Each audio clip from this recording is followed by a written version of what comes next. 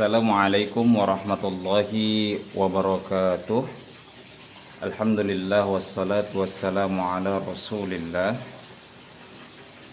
Alhamdulillah, dalam beberapa hari ke depan kita akan sampai pada 1 Syawal, di mana kita akan merayakan hari raya kita setelah kita melaksanakan puasa dan ibadah lainnya selama di bulan Ramadan kita.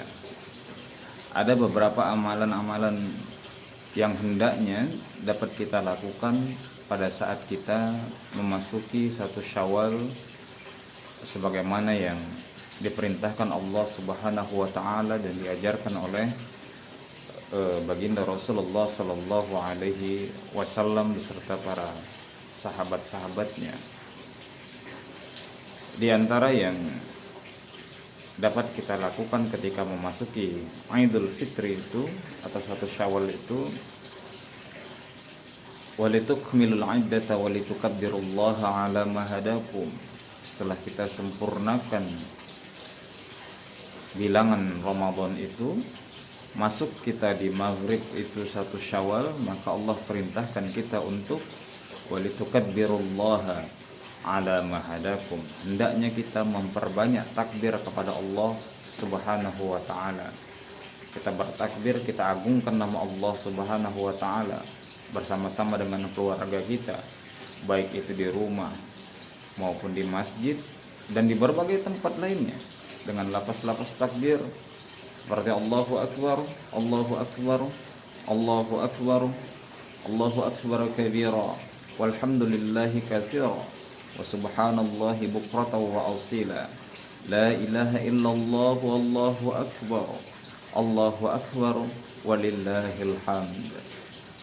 Selanjutnya yang kita dapat lakukan pada malam hari raya Idul Fitri itu adalah memperbanyak ibadah kepada Allah Subhanahu wa taala. Sebagaimana dalam salah satu hadis Nabi sallallahu alaihi wasallam, dalam sebuah riwayat kita temukan bahwa Rasulullah pernah mengatakan, man ahya lailatal aidain ahyallahu qalbahu yauma tamutul qulub. Jadi barang siapa yang menghidupkan malam-malam hari raya, baik itu hari raya Idul Fitri maupun Idul Adha, maka Allah akan menghidupkan hatinya kelak pada saat nanti semua hati itu dalam kondisi mati. Jadi para ulama menafsirkan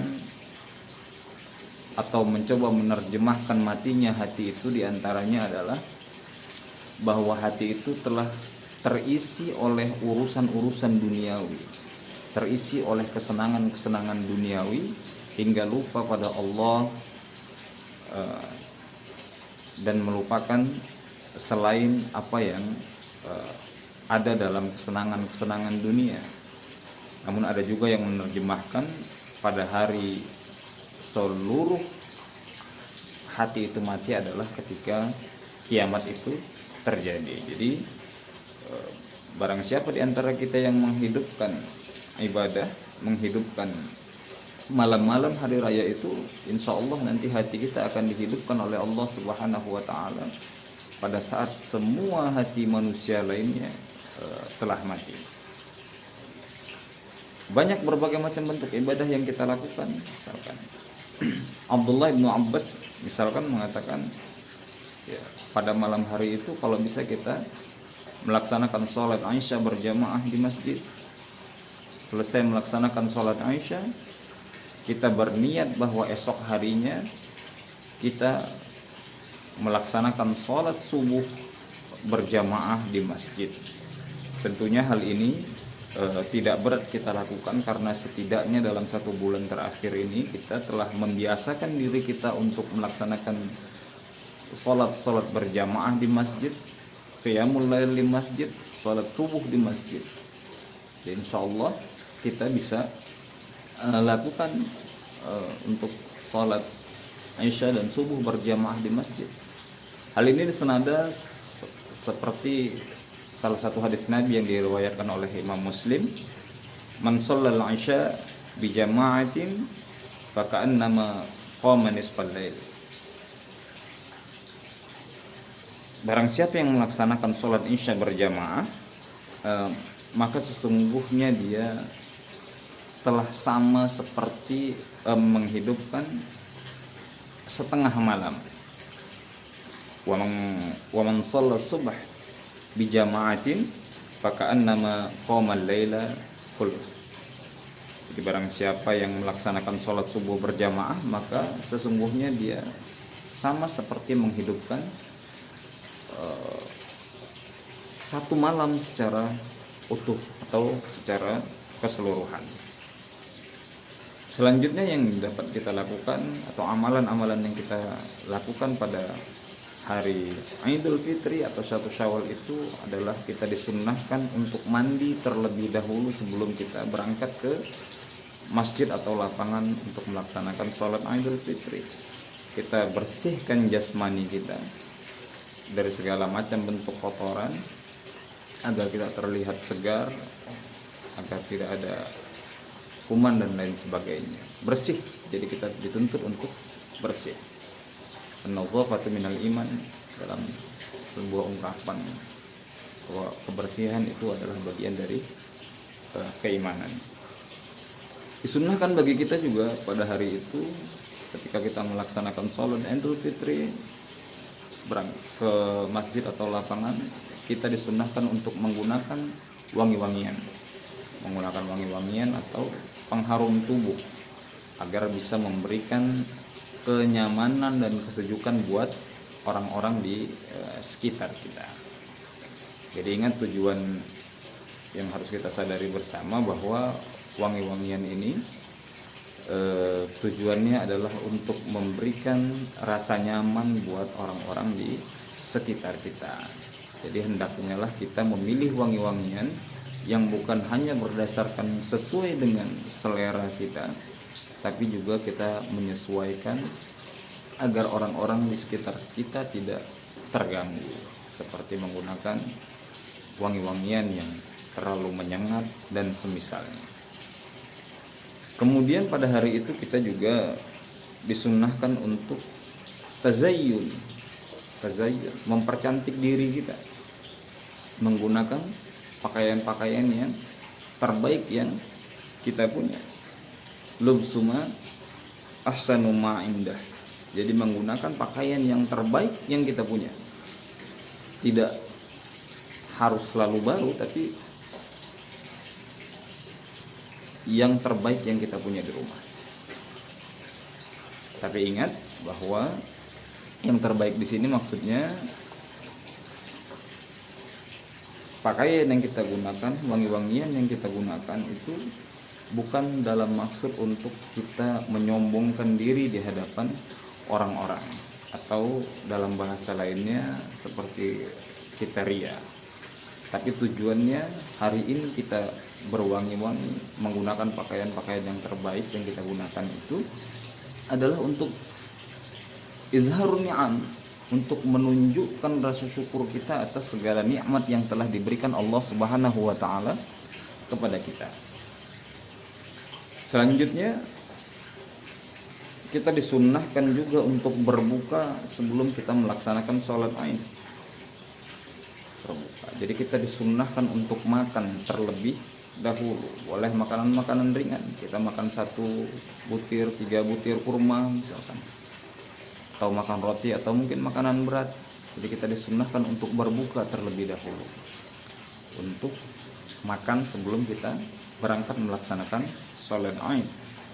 Kemudian kita berangkat ke masjid atau ke lapangan untuk melaksanakan sholat Id itu kita disunnahkan untuk berjalan kaki. Jadi berjalan kaki, kalau memungkinkan dan kalau bisa berjalan kaki. Pergi dan pulangnya itu kita melewati jalan yang berbeda.